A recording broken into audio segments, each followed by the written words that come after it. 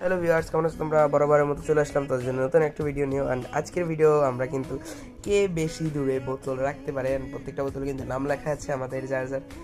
প্রথমে কিন্তু আমাদের একটা ছোট ভাই বা পিচ্ছি ওপর লাগলো, এবার আমার পালা। আমি কি পারবো? ও ভাই একটু পারলাম না ভাই, হাতে পায় না। আর বেশি দূর চিনতে গেলে ভাই আমার হাত ছিঁড়ে যাবে।